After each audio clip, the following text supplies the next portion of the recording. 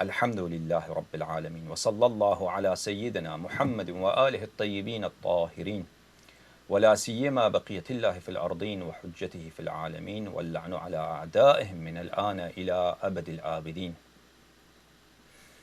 فأعوذ بالله من الشيطان الرجيم. النبي أولى بالمؤمنين من أنفسهم وأزواجه أمهاتهم. صدق الله العلي العظيم.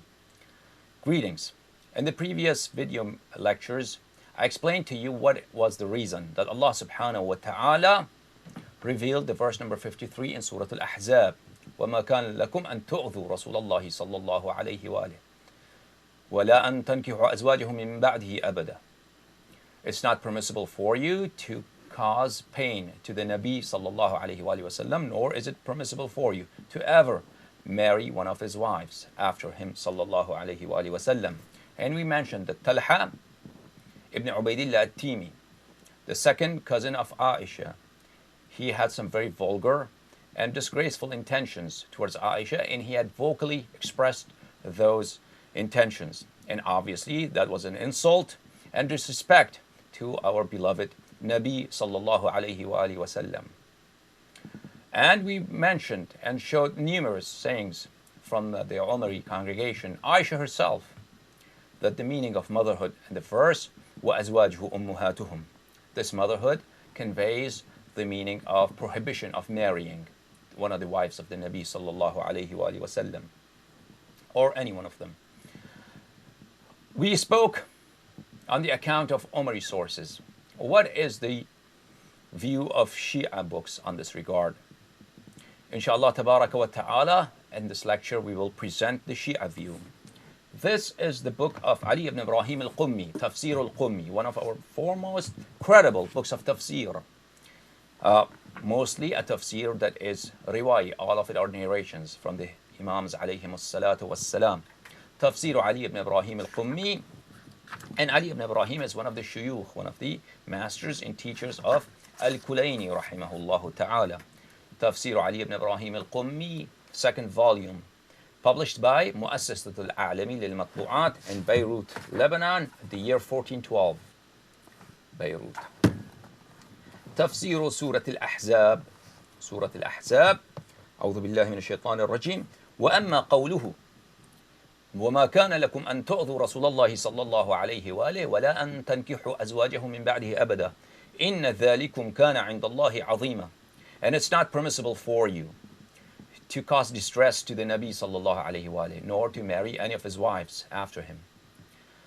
That is such a great and such an enormous error and enormous misdemeanor and wrongdoing before Allah subhanahu wa ta'ala.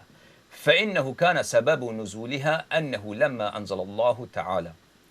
The reason that Allah subhanahu wa ta'ala revealed this verse is that when Allah subhanahu wa ta'ala declared and revealed this verse, النبي صلى الله عليه وآله أولى بالمؤمنين من أنفسهم وأزواجه أمهاتهم, that the Nabi صلى الله عليه وآله وسلم has more authority and the right of governance and obedience on the lives of the faithful than they do themselves. وأزواجه أمهاتهم, and his wives are their mothers. وَحَرَّمَ نِسَاءَ النَّبِيِّ عَلَى الْمُسْلِمِينَ.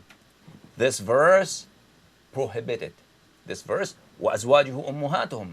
This verse was revealed to make nikah of the wives of the Nabi sallallahu alayhi wa sallam prohibited, to forbid it. غَضِبَ طَلْحَةٌ. Talha was furious. He was angry that he has been prohibited to marry Aisha. فقال, so Talha declared, يحرم محمد صلى الله عليه وآله وسلم علينا نساءه ويتزوج هو نساءنا. Muhammad, نستجير بالله, from this respect, from this disgraceful and vulgar and disgusting sentence and idea and these very vulgar words, we seek refuge unto Allah subhanahu wa ta'ala. He said that Muhammad has the audacity to make our woman forbidden for us. Muhammad makes this. Sallallahu ala nabiyyina wa ala itratih. Allahumma salli ala Muhammad wa ali Muhammad. وَيَتَزَوَّجُ هُوَ نِسَاءَنَا, and he marries our woman. So he makes it prohibited for us to marry them, and because he had this intention and this desire, which we prove to you in the previous lectures from so many different sources from the Umari books. And if you watch the series of lectures, Aisha and Quran, and watch the previous episodes, the previous lectures, you will see that I quoted so many various authorities and giant scholars of the Umaris, and showed you their books page by page and sentence by sentence, and translated their sayings very accurately. And so far, no Umari scholar has dared to refute me. And inshallah, tabaraka wa ta'ala, they will never refute me, because what I present to you is irrefutable. And I prove to you this, that Talha had expressed this very, very vulgar and disgraceful and lascivious intention with respect to Aisha. لَإِنْ مَاتَ مُحَمَّدٌ لَإِنْ أَمَاتَ اللَّهُ مُحَمَّدًا صلى الله عليه وسلم. This is also very disrespectful. If Allah kills Muhammad صلى الله عليه وسلم, that's what he said. لَنَفْعَلَنَّ كَذَا وَكَذَا. We will do this and this and this. In this print, you see كَذا وَكَذا. Such and such and such. And you know that a lot of Shia books are published under the auspices of scholars who are unity seekers. They want to appease the Umaris. So I don't know who, perhaps the manuscript that they chose to print and publish this Tafsir al-Qummi, there was kada wa kada. We do such and such and such. However, I'll show you inshallah Tafsir al-Burhan, and the words over there are more explicit. When Talha said this, فَأَنزَلَ اللَّهُ وَمَا كَانَ لَكُمْ أَن تُؤْذُوا رَسُولَ اللَّهِ صَلَّى اللَّهُ عَلَيْهِ وَآلِهِ وَلَا أَن تَنْكِحُوا أَزْوَاجَهُ مِنْ بَعْدِهِ أَبَدًا. Then Allah subhanahu wa ta'ala revealed this verse. This is Tafsir al-Burhan, written by the giant Shia Muhaddith Sayyid Hashim al-Bahrani رحمه الله تعالى. البرهان في تفسير القرآن تأليف العلامة المحدث السيد هاشم البحراني, 6th volume, published by دار المجتبى عليه السلام للمطبوعات in Qom, Iran, year 1434 after the migration of the Rasul sallallahu alayhi wa alihi wasallam. Page 302, hadith number 5 on the authority of Ali ibn Ibrahim. Same thing, same narration that I recited to you. Only the difference, لَإِنْ أَمَاتَ اللَّهُ مُحَمَّدًا لَنَرْكُضَنَّ بَيْنَ خَلَاخِلِ نِسَائِهِ كَمَا رَكَضَ بَيْنَ خَلَاخِلِ نِسَائِنَا صلى الله على نبينا وعلى عترته ولعنة الله على أعدائه. If Allah kills Muhammad sallallahu alayhi wasallam, and I just read to you what's in the books, and my heart goes out in humility and bows in respect towards Rasulullah sallallahu alayhi wasallam, and obviously I seek refuge unto Allah subhanahu wa ta'ala from these very, very kufri statements. If Allah kills him, sallallahu alayhi wa sallam, لَنَرْكُضَنَّ بَيْنَ خَلَاخِلِ نِسَائِهِ, we will run, we will make movements, go back and forth between نَسْتَجِيرُ بِاللَّهِ خَلَاخِلِ نِسَائِهِ, between the legs and the ornaments that are on women's legs. We will make motions, and we will make movements, and very vulgar words. We will do this. بَيْنَ خَلَاخِلِ نِسَائِهِ, as he has been doing, كَمَا رَكَضَ بَيْنَ خَلَاخِلِ نِسَائِنَا, as he has been doing such an action between the legs of a woman. So that's what Talha said. Therefore, Allah subhanahu wa ta'ala said, وَمَا كَانَ لَكُمْ أَن تُؤْذُوا رَسُولَ اللَّهِ صَلَّى اللَّهُ عَلَيْهِ وَآلِهِ. And we explained this matter from Umari point of view, from so many different sources. With respect to the verse, وَأَزْوَاجُهُ أُمُّهَاتُهُمْ, the prohibition of marriage is proved from Umari sources. However, does it also mean, in addition to it's prohibited, to the fact that it's prohibited to marry the wives of the Nabi sallallahu alaihi wasallam, does the verse also prove it's important, it's obligatory to respect and honor and have veneration for the wives of the Nabi sallallahu alaihi wasallam? What is the Shia point of view in this regard? We prove to you that Aisha herself does not hold the verse to indicate and to imply the obligatoriness of respect. That was proven in the previous episodes and lectures, and please refer to those. Now, what is the Shia point of view? The Shia point of view is, of course, the verse indicates that it's obligatory and it is necessary to respect the wives of the Nabi sallallahu alayhi wa sallam, and this is the Shia point of view. Nonetheless, the respect of the wives of the Nabi sallallahu alayhi wa sallam is not absolute. It's not unconditional. It's conditional, stipulated with certain conditions: iman, faith, piety, fear of Allah subhanahu wa ta'ala, and obedience towards Allah subhanahu wa ta'ala and Rasulullah sallallahu alayhi wa sallam, in al-a'immat al-tahirin min Ahl al-Bayt alayhim as-salam, the holy imams from Ahl al-Bayt alayhim as-salam. If any wife of the Nabi sallallahu alayhi wa sallam does not transgress those boundaries, if any wife of the Nabi sallallahu alayhi wa sallam respects and remains within those boundaries of iman and piety and fear of Allah subhanahu wa ta'ala and obedience to Rasulullah sallallahu alayhi wa sallam and his heirs, then, of course, such a person indeed deserves respect, utmost respect. And what an honor, great honor to be the spouse of the greatest Rasul sallallahu alayhi wa sallam. However, if a wife of the Nabi sallallahu alayhi wa sallam loses iman, if she should lose piety, if she transgresses in some manner, then she deserves rebuke and condemnation in proportion to her action, in proportion to her fault. If it's a minor fault, then Allah subhanahu wa ta'ala is all forgiving. However, if it's a major sin, however, if it's indeed a fitna, then we have to see what Allah subhanahu wa ta'ala says with that regard, and Ahlul Bayt alayhim say with that regard. Then our condemnation and rebuke would be in conformity and accordance to what Allah subhanahu wa ta'ala and Ahlul Bayt alayhim salatu wasalam have said with this respect. However, just being the wife of the Nabi sallallahu alayhi wa sallam by itself, on its own right, is an honor and a position that deserves respect.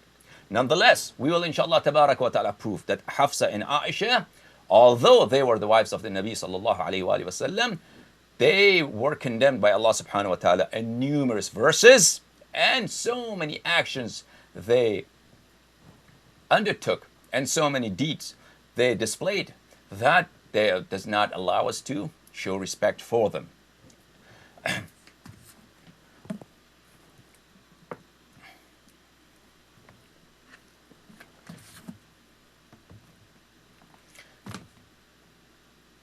This is the book of Ikmal al-Din wa Itmam al-Ni'mah, the book of Shaykh al-Tusi, that he, Shaykh al-Saduq rahimahullah, who passed away at the year 380 after the Hijrah, that he wrote with respect to the ghaibah, the occultation of the 12th Imam, salamullahi alayhi. And he has written this book by the order in command of the Imam alayhi salatu wasalam. And a very, very noble book. And really, genuinely, a book like no other book. All of them narrations from the Imams alayhim salatu wasalam. And first he proves the occultations and ghaibah of the prophets, of Anbiya, then of our greatest Rasul sallallahu alayhi wa sallam, that at certain times the Rasul sallallahu alayhi wa sallam was in hiding, just like his hiding in the cave when nobody could reach him, or at the time when he was in Sha'b Abi Talib, when nobody could reach him, sallallahu alayhi wa sallam. And if those conditions had continued, the Nabi sallallahu alayhi wa sallam would perhaps undergone longer hiding. And then he, many narrations about that were transmitted by the Imams alayhim salatu wasalam before the 12th Imam was born, with respect to his ghaibah. Nabi sallallahu alayhi wa sallam himself predicted and prognosticated that the 12th Imam alayhi salatu wasalam will undergo ghaibah and occultation. And Imams alayhim salam, one after the other, told the Shia that the 12th one will have a very long ghaibah. Indeed, he will have 2 ghaibah. All of those has been mentioned.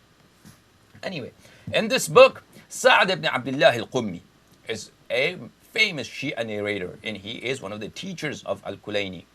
He lived at the time of Al-Ghaybat al-Kubra, afwan, and the time of Al-Ghaybat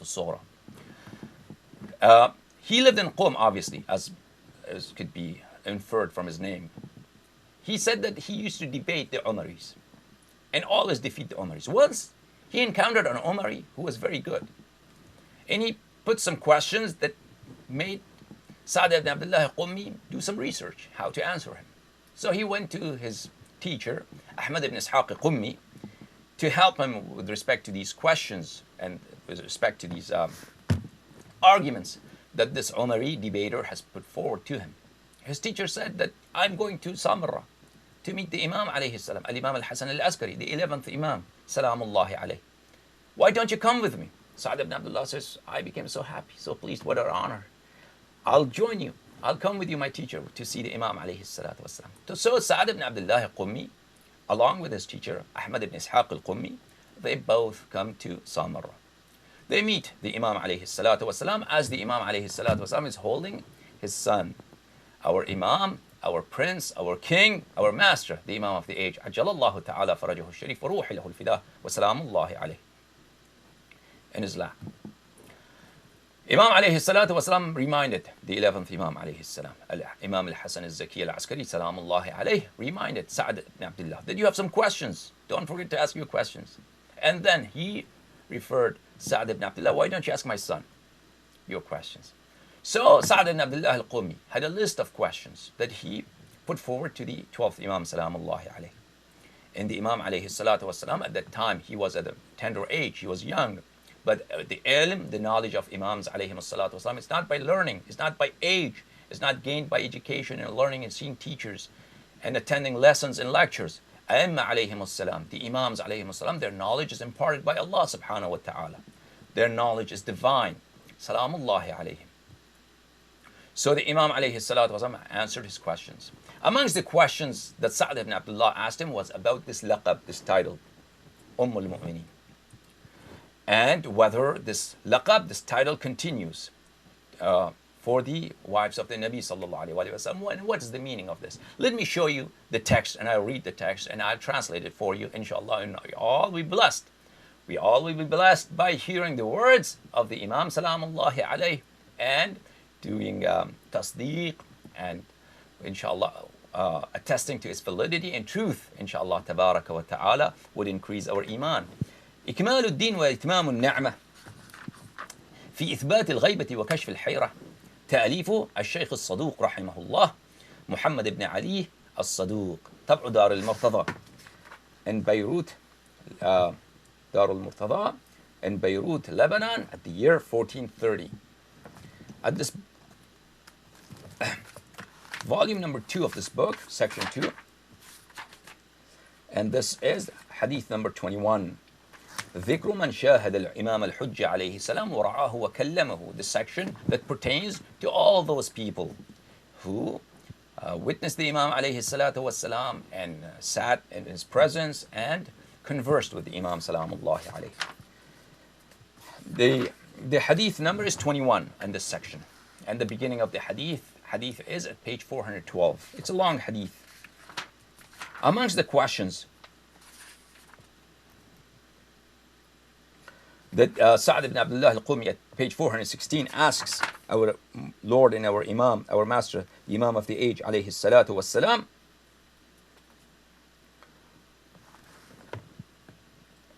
is this. فلما انصرف أحمد بن إسحاق ليأتيه بالثوب نظر إلي مولانا أبو محمد عليه السلام فقال ما جاء بك يا سعد. The Imam of the age, salamullahi alayhi, looked at me and said, Sa'd, why did you come to Samarra? I said, شوقني أحمد بن إسحاق على لقاء مولانا. I said that Ahmad ibn Ishaq encouraged me to come and see you, my master. Salamullahi alayhi. فقال والمسائل التي أردت أن تسأله عنها.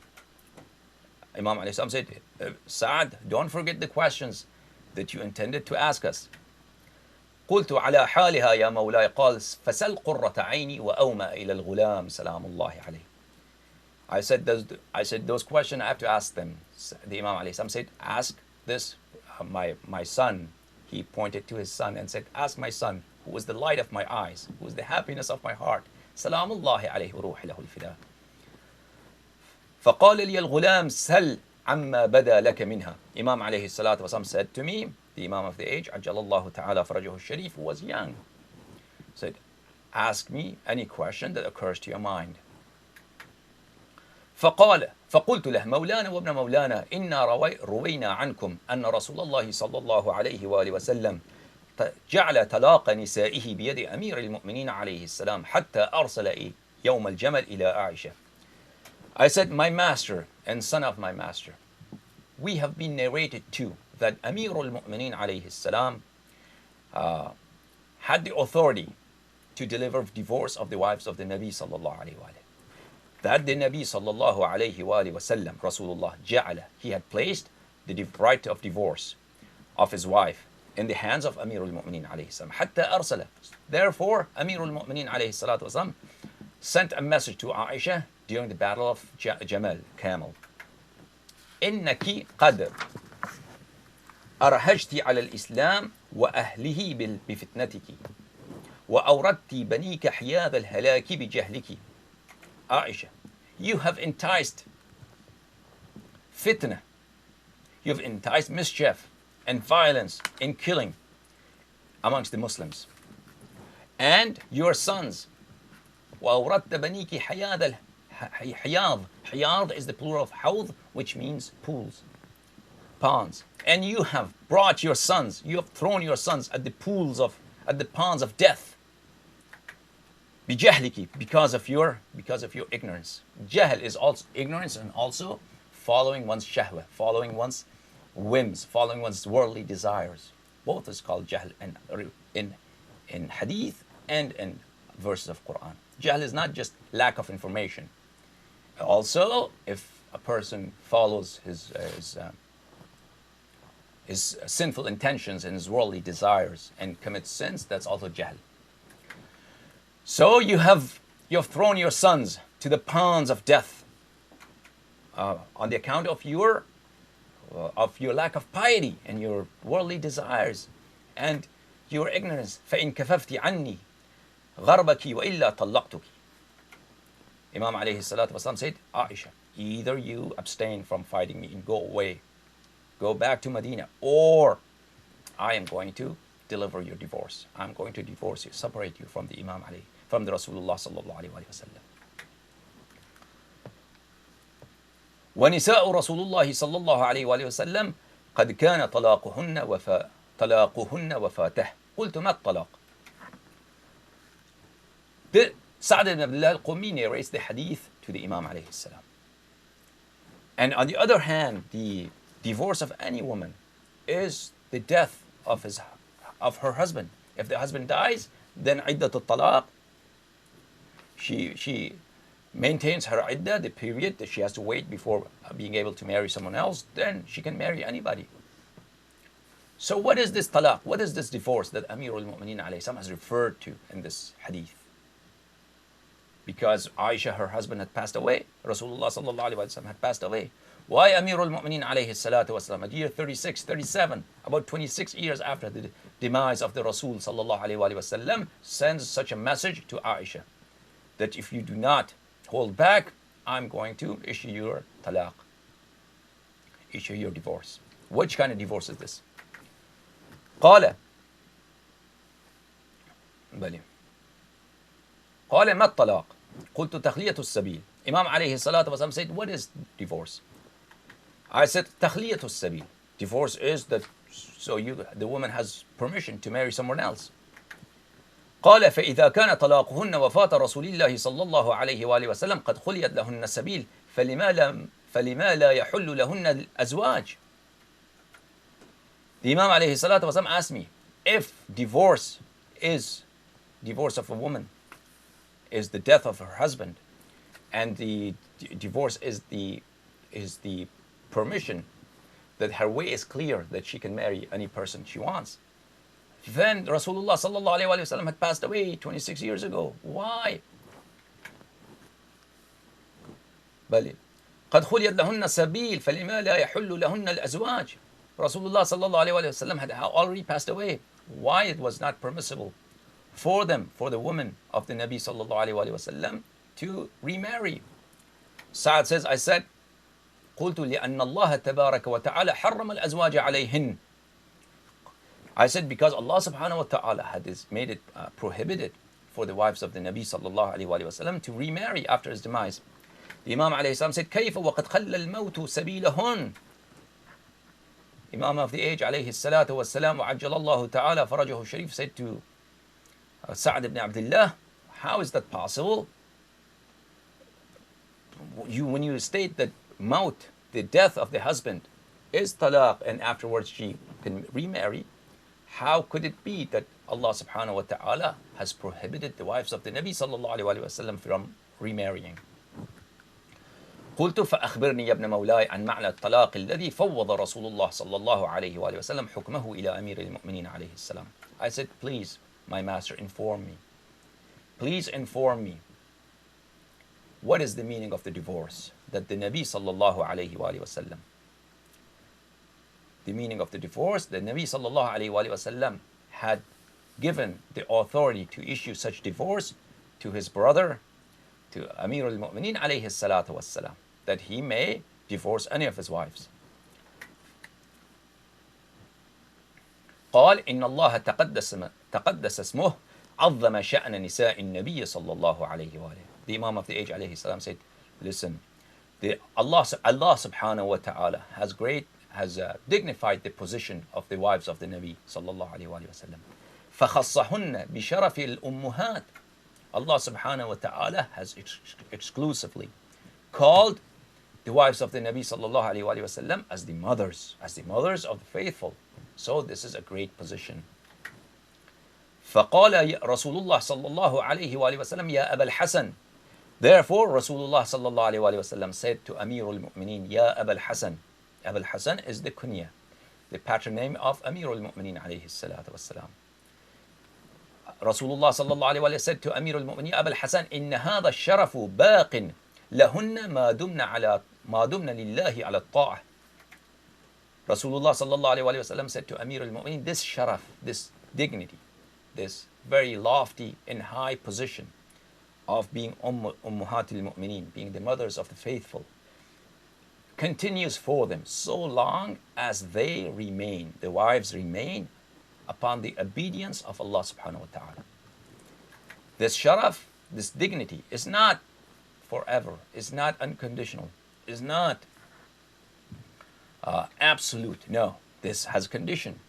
ما دمنا على لله على الطاعة. So long as these wives of the Nabi sallallahu alayhi wa sallam remain in the obedience of Allah subhanahu wa ta'ala, in the path of piety, they have this dignity and this very high and exalted position of being the mothers of the faithful. فأيتهن عصت بعدي بالخروج عليك فأطلقها في الأزواج وأسقطها من شرف أمومة المؤمنين. Therefore, any of my wives, if after my demise, بعدي, therefore, any of these wives, asat ba'di, she becomes sinful. She disobeys Allah subhanahu wa ta'ala after me. Bil khuruji alayka, by raising a revolt against you, by raising a revolt. Khuruj is to bring an army for revolt, a rebellion. فأيتهن عصت بعدي بالخروج عليك. Any of my wives, if she, and the Nabi sallallahu alayhi wa sallam knew which one would be rebelling against Amir al-Mu'mineen alayhi salam. Any of my wives, she disobeys Allah subhanahu wa ta'ala and becomes a sinful person after me by leading a rebellion against you. فأطلقها. Therefore, you divorce her, issue her divorce. And this divorce means that she no longer enjoys the position of being the mother of the faithful. فأطلقها في الأزواج. Therefore, you drop her from this position of being the mothers of the mu'mineen. وأسقطها. Divorce her from amongst the wives, and وأسقطها, and throw her away, من شرف أمومة المؤمنين, from the dignity and honor of motherhood of the faithful. This is one narration. Another narration in كتاب الاحتجاج by الطبرسي رحمه الله تعالى. This is الاحتجاج للطبرسي, one of our foremost authentic books of hadith. كتاب الاحتجاج الجزء الأول, published in قوم in Uswa Publishers. And this book, the author of the book, this is the beginning of احتجاج, الاحتجاج.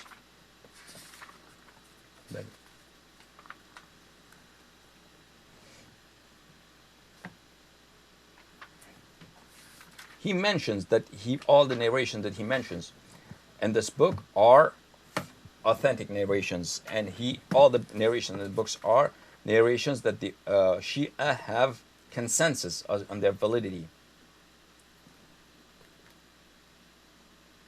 بلي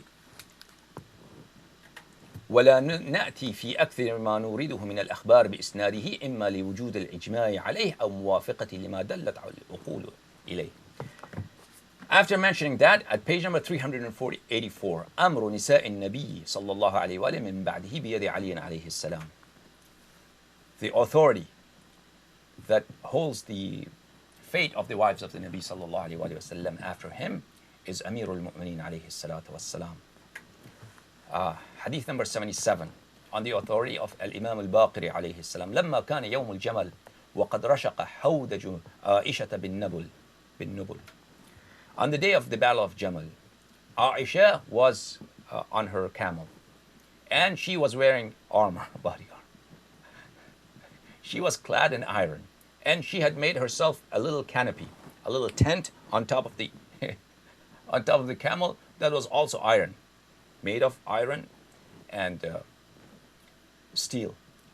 Despite that, there were so many arrows thrown at her that this canopy, which was made of steel, was penetrated by arrows and was covered by arrows. Aisha was inside, but she was safe. قال أمير المؤمنين عليه الصلاة والسلام والله ما أراني إلا مطلقها. I swear by Allah subhanahu wa ta'ala, I do not see myself but issuing her divorce today. I do not see myself but issuing her divorce today. In other words, by Allah, I'm just going to divorce her right now. And Amir al-Mu'mineen alayhi salatu wassalam, Amir al-Mu'mineen salamullahi alayhi, when he swears by Allah subhanahu wa ta'ala that he will do something, he does that thing. Salamullahi alayhi. فأنشد الله رجلا سمع من رسول الله صلى الله عليه وآله وسلم يقول يا علي أمر نسائي بيدك من بعدي لما قام فشهد. Amir al-Mu'mineen alayhi salatu wasalam besieged the people who were present there. Anybody who has heard, by the name of Allah I beseech you, in the name of Allah I beseech you, and I call unto you. Anybody who has heard the Nabi sallallahu alayhi wa sallam said this statement, Ya Ali, O Ali, Amru nisa'i biyadika min ba'di. The fate of my wives after me is in your hands. Anybody, any man who has heard this from the Nabi, from the Rasul sallallahu alayhi wa sallam, should stand up and give his testimony. بلي قال فقام 13 رجلا فيهم بدريان. 13 men stood up. Amongst them, 2 of the companions of the Nabi sallallahu alayhi wa sallam who had witnessed and participated in the battle of Badr. فشهدوا أنهم سمعوا رسول الله صلى الله عليه وآله وسلم. They all stood up and testified that they heard the Nabi صلى الله عليه وآله وسلم say to Amir al-Mu'mineen عليه الصلاة والسلام يا علي أمر نسائي بيدك من بعدي. Ya Amir al-Mu'mineen سلام الله عليه, the fate of my wives is in your hands after me. قال فبكت عائشة عند ذلك حتى سمعوا بكاءها. When Aisha heard this, she cried. She cried. And it seems like this was at the end of the battle, when Aisha was surrounded and all her supporters, they were massacred. Aisha's all supporters. She brought 30,000 people of her sons and threw all of them at the ponds of death and massacre. So around Aisha, there were bodies, especially around her camel, because all of the resistance were around the camel. All of her followers were around the camel trying to protect her.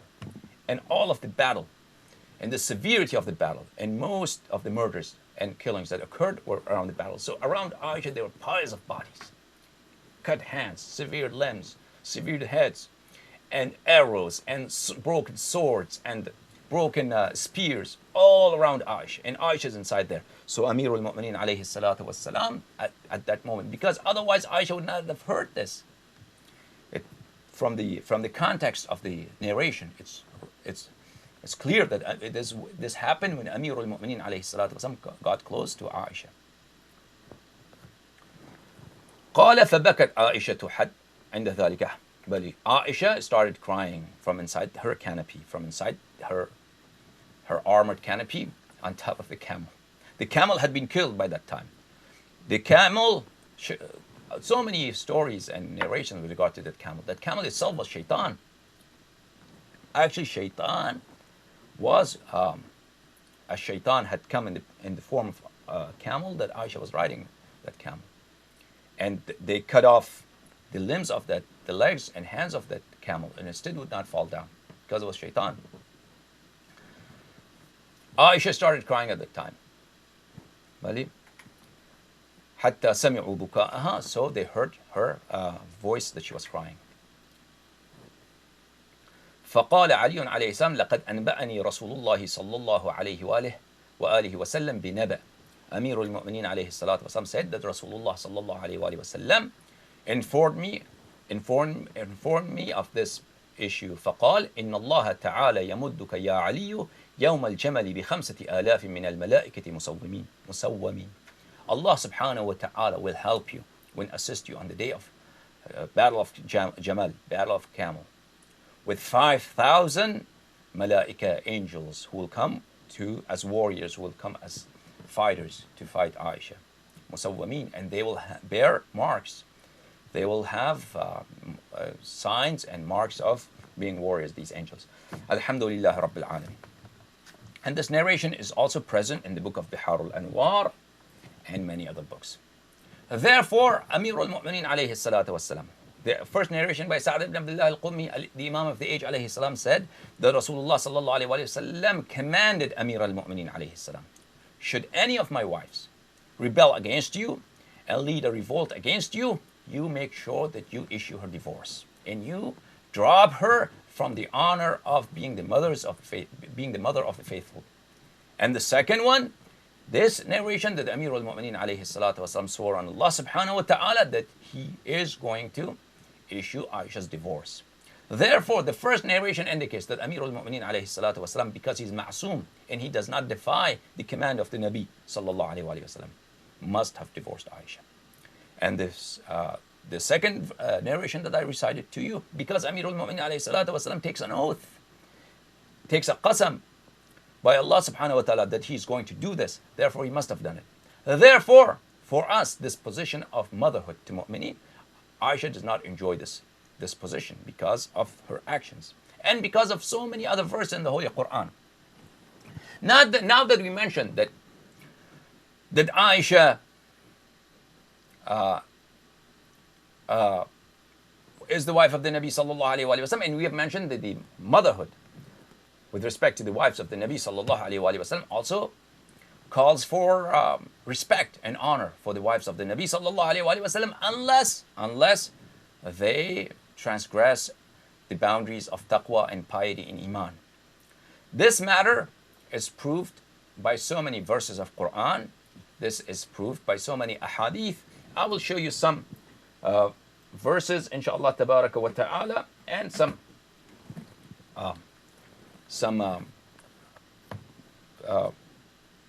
arguments based on the verse of the Holy Quran. أعوذ بالله من الشيطان الرجيم. In the surah of Al-Haqqah, Allah subhanahu wa ta'ala says, بسم الله الرحمن الرحيم ولو تقول علينا بعض الأقاويل لأخذنا منه باليمين ثم لقطعنا منه الوتين. This is about the Nabi sallallahu alayhi wa sallam. Allah subhanahu wa ta'ala, with respect to the Nabi, to the Rasul sallallahu alayhi wa sallam, says the following. Let me recite the verses to you first from Quran that's translated into English, and then show you the tafsir of Ibn Kathir.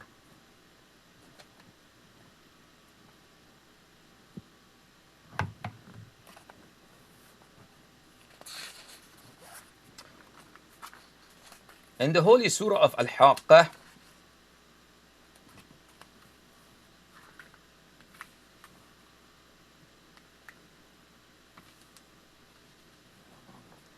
in this Quran, page number 780.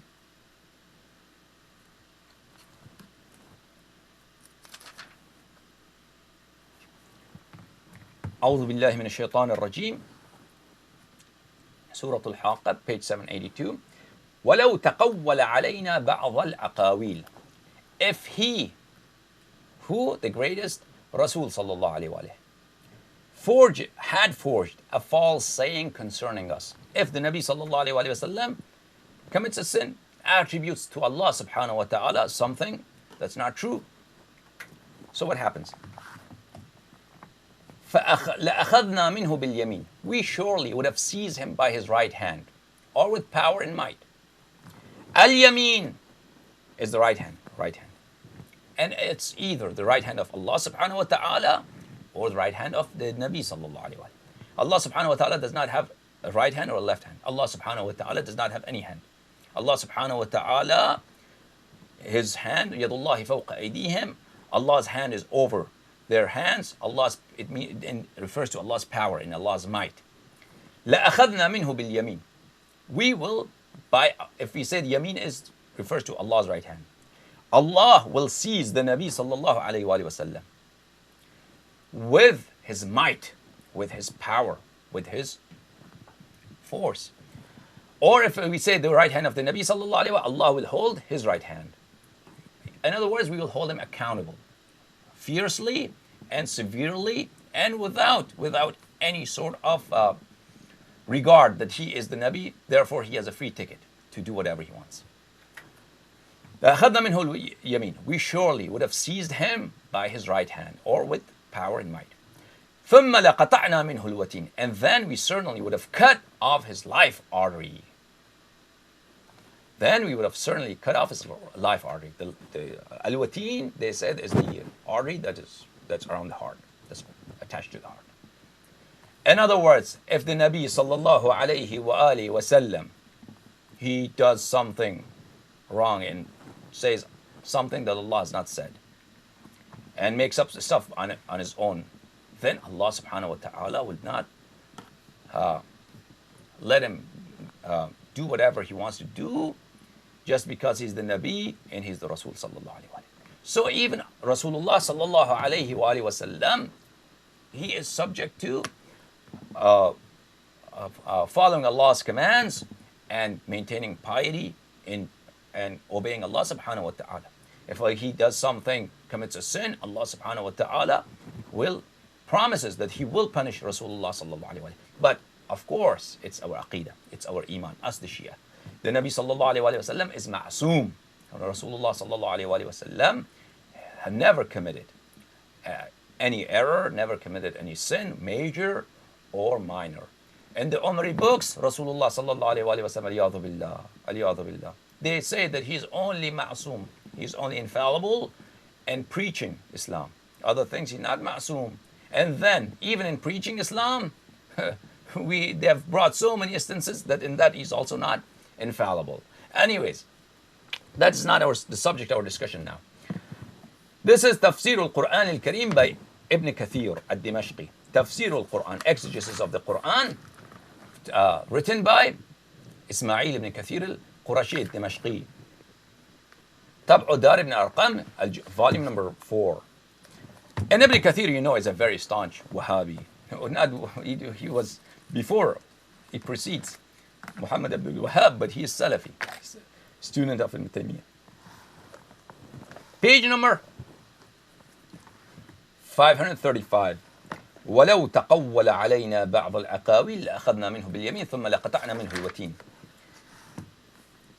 بلي ولو تقول علينا, if the Nabi صلى الله عليه وآله وسلم لو كان كما يزعمون مفتريا علينا فزاد الرسالة أو نقص منها أو قال شيئا من عند نفسه فنسبه إلينا وليس كذلك. If the Nabi صلى الله عليه وآله وسلم were, as the kuffar allege, that he does what? That he مفتريا علينا, that he alleges, he claims falsely that he is a Nabi sallallahu alayhi wa sallam, and he, aliyahzu billah, attributes things to Allah that he has not said.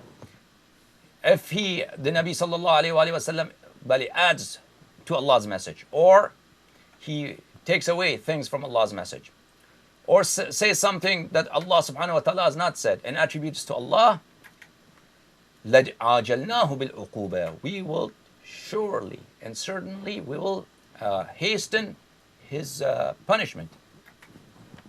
لَأَخَذْنَا مِنْهُ بِالْيَمِينِ وَلَقَطَعْنَا مِنْهُ الْوَتِينَ, بل we will لَأَنْتَقَمْنَا مِنْهُ بِالْيَمِينِ, we will, with our right hand, with our full force, we will seize him, then we will cut off his artery, we'll punish him.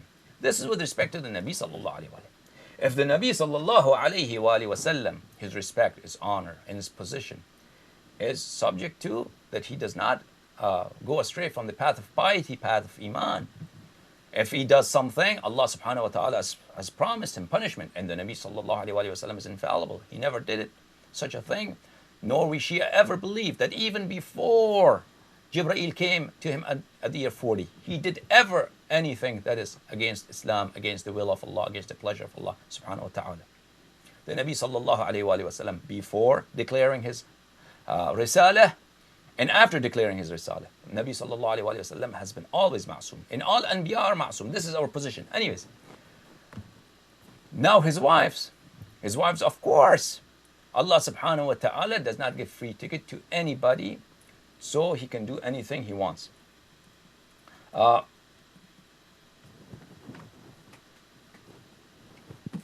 Many verses about the wives of the Nabi sallallahu alayhi wa sallam in the Noble Quran. Please pay attention. يا نساء النبي جامع البيان عن تأويل آية القرآن الكريم, written by Abi Ja'far Muhammad ibn Jarir al-Tabari, of 19th volume, تبع دار الفكر, Surah Al-Ahzab, verse number 30. يا نساء النبي صلى الله عليه وآله من يأتي منكن بفاحشة مبينة. O wives of the Nabi صلى الله عليه وآله, any one of you who commits fahisha. Fahisha, what does fahisha mean? Fahisha could be translated in many ways. It could be translated as a very, very manifest and repulsive transgression. Or it could be translated as adultery. Let's see what Umari scholars, they have translated this. How? O wives of the Nabi sallallahu alayhi wa sallam, any one of you who commits fahisha, mubayyana. Mubayyana, clearly, manifestly, evidently, irrefutably. يضاعف لها العذاب ضعفين. Her punishment would be doubled. Doubled. She will have double punishment. وَكَانَ ذَلِكَ عَلَى اللَّهِ يَسِيرًا. And this would be very easy for Allah subhanahu wa ta'ala. Ibn Jarir al-Tabari, this is his interpretation. يقول من يزني منكن الزنا المعروف الذي أوجب الله عليه الحد. This refers to zina. O wives of the Nabi sallallahu alayhi wa sallam, any one of you who commits zina, adultery, her adhab, her punishment and torment would be doubled.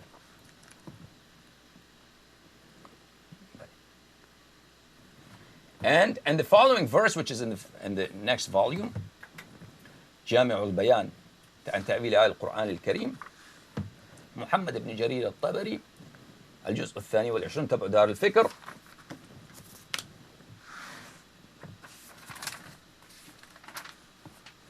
ومن يقنط منكن لله ورسوله وتعمل صالحا نؤتها أجرها مرتين وأعتدنا لها رزقا كريما. And any one of you who obeys Allah subhanahu wa ta'ala and Rasulullah sallallahu alayhi wa and performs good deeds, نؤتها أجرها مرتين, her reward would be given to her double, twice.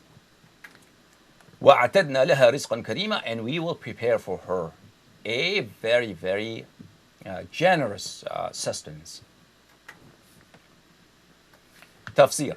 Allah says, وَمَنْ يُطِعِ اللَّهَ وَرَسُولَهُ مِنْكُنَّ. Any one of you who obeys Allah and the Rasul sallallahu alayhi wa sallam, وَتَعْمَلْ بِمَا أَمَرَ اللَّهِ, and performs what Allah has asked her to do. Such a person, نُؤْتِهَا أَجْرَهَا مَرَّتَيْنِ, her reward will be given twice. Therefore, it's clear from Quran that the wives of the Nabi sallallahu alayhi wa sallam, because of this loss, very important and sensitive position, to be the spouse of the Sayyidul Anbiya, the master of the Anbiya, sallallahu alayhi wa sallam. Their position is very sensitive. If they should transgress, then their punishment is double. And if they should remain pious, and fear Allah and perform what Allah has commanded them to do, then their reward is given to them twice.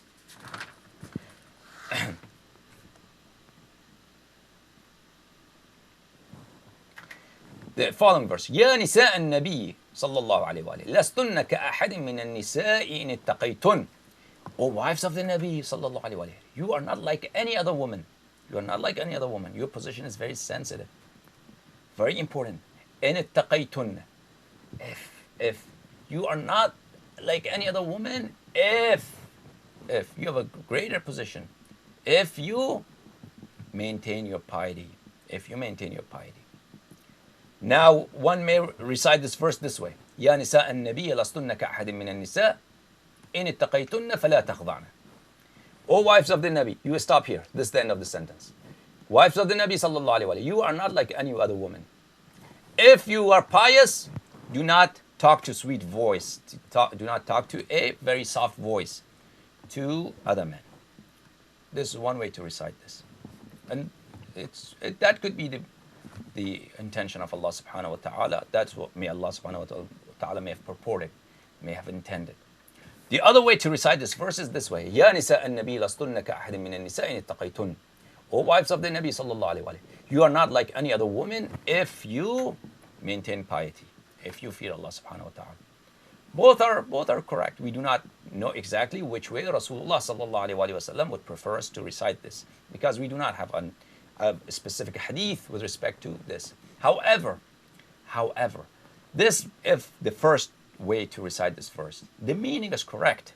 The meaning is correct, that the wives of the Nabi sallallahu alaihi wasallam have an exalted and lofty and high position because they are married to Rasulullah sallallahu alaihi wasallam.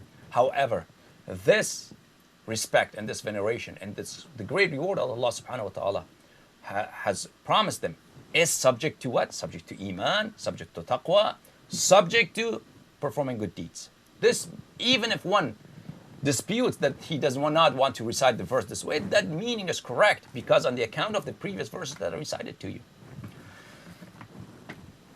And because it's so evident that nobody has a clear ticket to do whatever he wants or she wants, and then Allah subhanahu wa ta'ala would not hold her or him accountable. This is the Holy Quran translated by the King Fahd complex for printing the Holy Quran. Surah Al-Ahzab. يا نساء النبي صلى الله عليه وآله من يأتي منكن بفاحشة مبينة. O wives of the Prophet صلى الله عليه وآله. Translated this noble Quran. Translated by Dr. Muhammad Taqiyuddin al-Hilali and Dr. Muhammad Muhsin Khan, King Fahd complex for printing the Holy Quran, Medina. Okay. O wives of the Nabi sallallahu alaihi wasallam, whoever of you commits an open illegal sexual intercourse. So he has translated fahisha as what? As adultery. The torment for her will be doubled, and that is very easy for Allah. ومن يقنط منكن لله ورسوله صلى الله عليه وآله وتعمل صالحا نؤتها أجرها مرتين. And whoever of you is obedient to Allah and His Messenger sallallahu alaihi wasallam and does righteous good deeds, we shall give her her reward twice over, and we have prepared for her rizq kareem, a noble provision in paradise. يا نساء النبي لستن كأحد من النساء. Ye, O wives of the Prophet sallallahu alaihi wasallam, you are not like any other woman if you keep your duty to Allah. Then be not soft in speech, lest he in whose heart is a disease should be moved with desire, but speak in an honorable manner. Therefore, the wives of the Nabi sallallahu alaihi wasallam, like other women, like all people, what's expected from them is iman, piety, fear of Allah, good deeds. And if a wife of the Nabi sallallahu alaihi wasallam maintains this fashion of life, then of course she deserves respect. She deserves nothing but respect, and Allah subhanahu wa ta'ala has promised her great reward. But if a wife of the Nabi sallallahu alaihi wasallam strays from this path, then Allah subhanahu wa ta'ala will not do to her anything, but her punishment will be doubled. The tafsir of this verse and Shia sources, if I could تفسير البرهان في تفسير القرآن للعلامة سيد هاشم البحراني رحمه الله, volume number 6, published by Darul Mujtaba Qom. In this book, tafsir of the verse of Surah Al-Ahzab, يا نساء النبي يا نساء النبي صلى الله عليه وآله من يأتي منكن بفاحشة مبينة.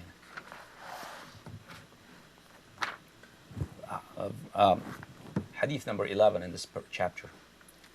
عن حريز سألت أبا عبد الله عليه السلام, حريز ibn Abdullah al-Sajistani, one of the foremost knowledgeable companions of Imam al-Sadiq alayhi salam, whose book Kitab Hariz ibn Abdullah al-Sajistani was very famous amongst Shia prior to the Kutub al-Arba, the 4 books. And he has authored a very, very important compilation, a book Kitab al-Salah, that Shia used to follow that book, and that book used to be taught at the lifetime of Imam al-Sadiq alayhi salam and afterwards for many, many years, for many decades and centuries. And most of his narrations are not directly from Imam al-Sadiq alayhi salam, but through Zurara and Muhammad ibn Muslim and Ibn Abi Ya'fur and Abu Basir and other very prominent companions of Imam al-Sadiq alayhi salam. Haris said that I asked Imam al-Sadiq alayhi salam about this verse, يا نساء النبي من يأتي منكن بفاحشة مبينة يضاعف لها العذاب ضعفين. Whichever of you commits a fahisha mubayyana, very, very manifest deed of that's al-fuhsh is something that's disgusting, that's repulsive, that is repugnant. It's not necessarily sexual intercourse. So it's up to the translator and interpreter how he translates and interprets, because it's a common that could be interpreted in so many different ways. And if a word is general, we cannot make it specific without any reason. If a word is specific, we cannot make it general without a clear proof, without a clear reason. So what is this fahisha that the Quran refers to? Imam alayhi salatu wasalam said, Al-fahishatu al-khuruju bis-sayf. Al-fahisha, the very repulsive, repugnant, the very disgusting act that Allah subhanahu wa ta'ala has said that any one of you who commits that, Allah will double her punishment. That is revolting with the sword. Revolting with the sword. And that meaning is very, very appropriate, because the wives of the Nabi sallallahu alayhi wa sallam were not expected to be adulterous. And it's very, very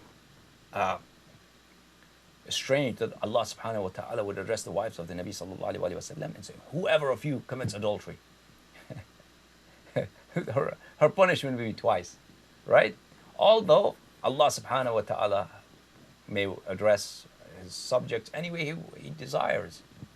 Nonetheless, if you go talk to a person, for instance, an imam of a masjid, who is respectable, who is pious, say, hey, if you steal my money, I'm going to kick you behind. This is so inappropriate, because he will never do such a thing, right? Omaris have translated this verse as any one of you who commits adultery, Allah will double her chastisement.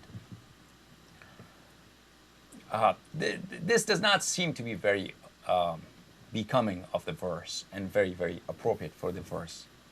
And what Al-Imam al-Sadiq alayhi salam, for us the Shia, of course he's hujjah, his word is the word of Allah subhanahu wa ta'ala.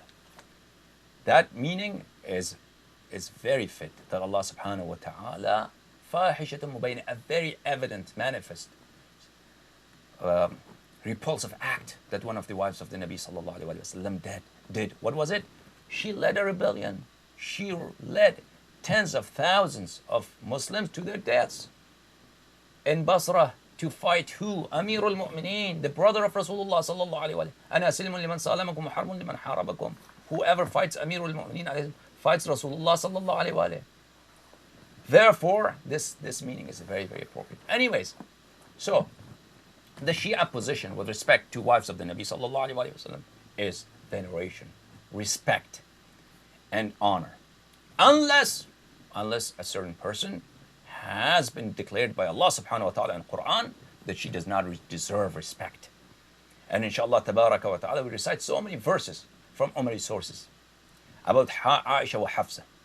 Aisha and Hafsa, the actions they undertook in the lifetime of the Nabi sallallahu alayhi wa sallam, and how Allah subhanahu wa ta'ala condemned them with the utmost critical and harsh words as possible, as imaginable, as the likes of which Allah subhanahu wa ta'ala perhaps has not used even for Namrud and Fir'aun. These, inshallah tabarak wa ta'ala, these discussions will come in my other lectures that inshallah I'll present to you in the future. May Allah bless us all with the love of Rasulullah sallallahu alaihi wasallam, with the love of Amir al-Mu'mineen alayhi salam, with the love of Zahra Athar salamullahi alayha and her 11 sons, the holy imams, the sacred imams, the noble imams from the house of the Nabi sallallahu alayhi wa sallam. May Allah help us and give us strength to follow them, to follow their words, to follow their path. May Allah subhanahu wa ta'ala complete our iman, complete our deen by the coming of our Mawla, of our Aqa, our Sayyid, our Lord, our Master, Al-Imam Al-Mahdi Al-Muntadhar, Ajjalallahu ta'ala farajahu sharif, assalamu alayhi. Thank you so much for watching. Ya Ali Madad, salamullahi alayhi. May Allah condemn to chastisement and torment the enemies of Ahlul Bayt.